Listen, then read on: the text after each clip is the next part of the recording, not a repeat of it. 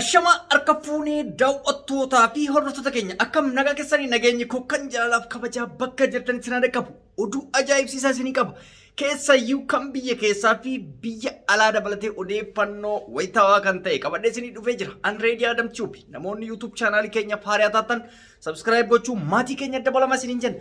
Egaan daawwattoota hordoftoota keenya ijoon keenya dubbii guyyaan har'aa yookaan Juuli Soddoma kuni guyyaa ajaa'ibsiisaati. Guyyaan ajaa'ibsiisaa maaliin hawaasni Oromoo Kanaadaa Jawaariif jaalalli inni qabu durirraa hanga har'aatti argaa turre yeroo inni manidhaa keessa turetti akkuma warra Minisoota inumaayyuu daran caalatti jaalala guddaa ummata Kanaadaa biraa akka qabu hiriiraa fi wantoota adda addaatti arginee jirra.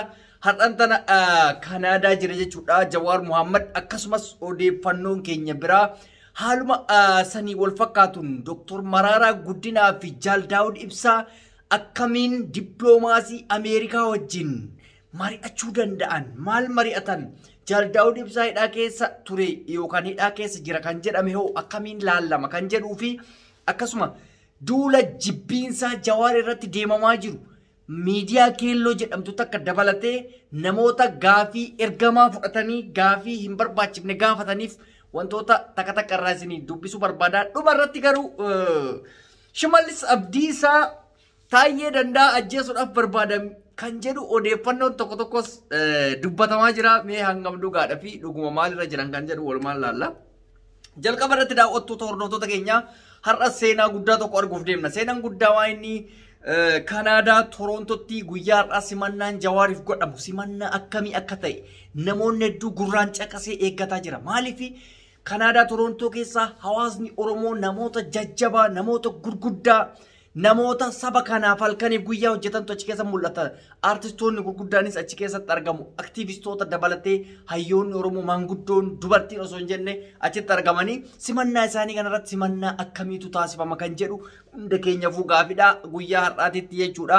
Qophii ajaa'ibutu jira. Qophii san irratti gaafiif deebii fi akkasumas baga nagaan dhuftan kan jedhamu taasifama. Haa ta'uti Oromoon Kanaadaa ammatti wanti inni itti of qopheesse gaafilee babbareedaa jaalalaa akka ta'etu amanama. Muudannoon guddaan Jawaariin fa'aa fi akkasumas isaaniif guddaa ta'uu baatu nuuf taajabbii cimaa ta'ee mul'ate tokkumaa inni Waashingtan DC'tti waan Oromoo irraa hin eeggamne waan jibbiinsaa gaafii madaalan kaasne gaafa gaafatan argina. Jawaar Muhammad ifatti jibbuu dandeessa garuu mootu saba kana jibbisiisuudhaaf wantiin achitti hin taasifamin hin jiru. Garuu sabni kun daran Jawaariin jaalachuu malee Jawaariin hin jibbine jechuudha. Gaafileen barbaachifne ati Oromoodhaaf maalini ati eenyu bakka isaa si kaa'e gaafii jedhu fa'aa dhiyaate mee jara mee laala wallaalummaa fi hinaaffaa jibba isumaayyuu kutaa namaa arrabsiisuuf dhaaba tokko arrabsiisuudhaaf nuti akkana jechaa afaan isaa baafatee jibbiinsa tamsaasaa ture akkasitti Jawaar jibbiinsa isaatii fi maalii isaa illee irraan kaa'anne bifa isa fakkaatuun deebiseef jechuudha. Inni biraa jibbaan Jawaariif qaban keessayyuu miidiyaan keelloo jedhamtu tuni Jawaariif qofa osoo hin taane jibbama ummata saba kanaaf qabdu ergama diinaa fudhattee fiidu halkaniif guyyaa an amma dura gaafa irratti duulu halkanii guyyaa arraban na lafa kanaan balleessaa turan. Ati saba Oromoo qabsoo miidiyaa Oromoo gufachiisuuf akkas gootee maaliin jedhan ani miti keelloo miidiyaa kanaa miti OMN qeeqee beeka. Maaliif qeeqee beeka? Gaafa inni hanqina qabu qeeqe gaafa inni jabina qabullee itti himee jechuudha. Garuu miidiyaan keelloo jedhamtu tuni jibbiinsa Jawaariin ka guuttamteef jibbiinsa kaafaa'oo dabalatee jibbiinsa hayyoota Oromoo hundaan guuttamtee namoota wallaalaa qofa achirratti walitti qabanii arrabsi akkas jedhiin jedhanii ergama diinatiin kallattiin dabarsaa jirti. Miidiyaan keelloo miidiyaa akkamii akka taate hundi keenya hin beeknu. Jara keenya engadda Muktaar Usmaaniin gaafa gaafii gaafatan ifatti nutti himan. Dhiisa waa'ee Muktaar Usmaan engadda dubbatesan amma dura waa meeqa godhan waa'ee Xilaayee Yaamee iccitii jedhanii miskiinticha hambaa manadhaa keessatti ajjeesisiisanii oolan takka jedhe. Viidiyoo Abiy jedhanii sagalee inni haasaa bakka adda addaatti godhe fidanii bara haasawni inni haasa'e tokko ka waggaa tokko duraati tokko ka waggaa lama duraati tokko ka waggaa kanaati.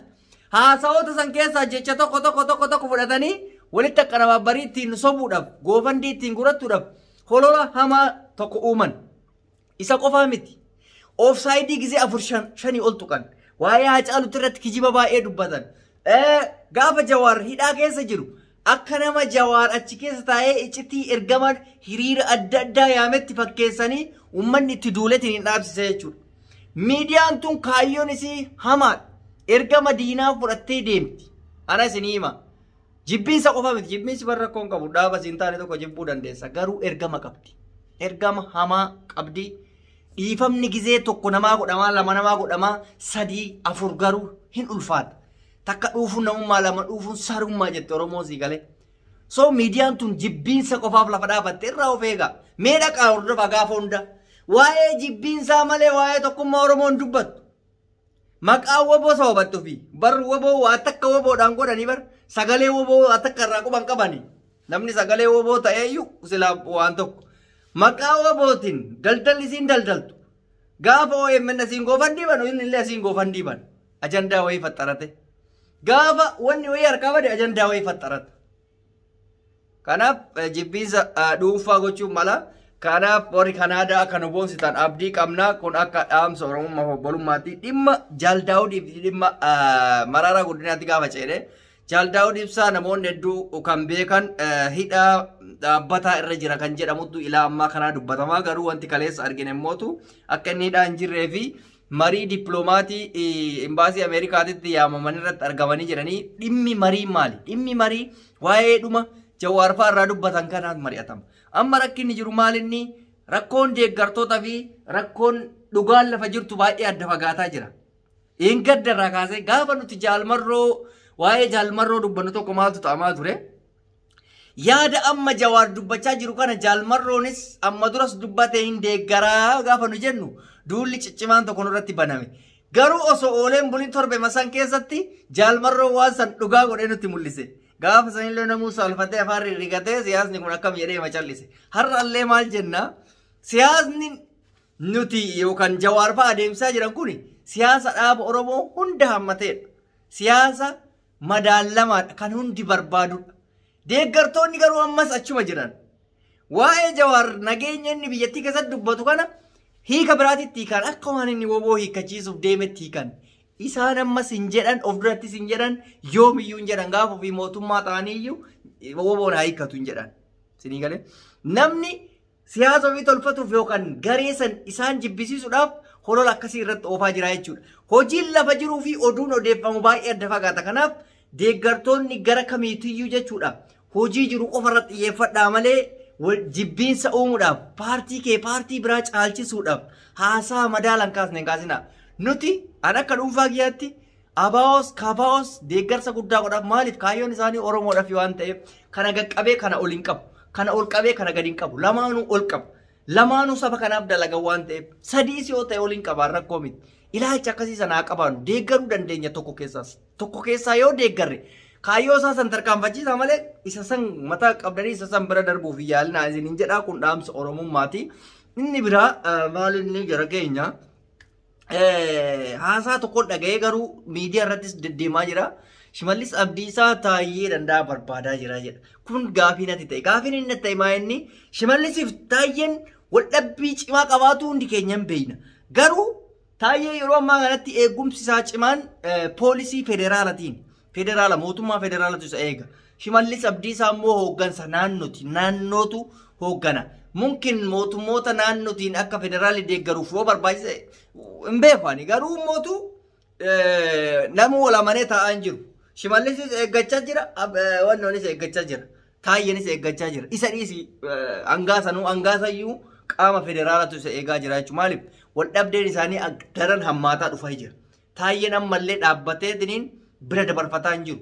Shimallis illee mootu Taayyee waan inni jedhu isa sodaatee duuba deebi'aa hin jiru. Saamicha ofiitti fi akka barbaadetti arraballee itti muddaa jira jechuudha. Qineedhaan bakka deeme hundatti waa'ee isaa haasa. Taayyeenis immootu waa'ee isaaniis kanaaf jaratti walaa nyaattu diinuma waan Taayyeen dhugaa nutti himeef Taayyeen nama qabsaadha nama haqaati jechuu hin danda'u. Wanti inni kaleessa nuun jedheef nu godhe nu qabuu danda'a.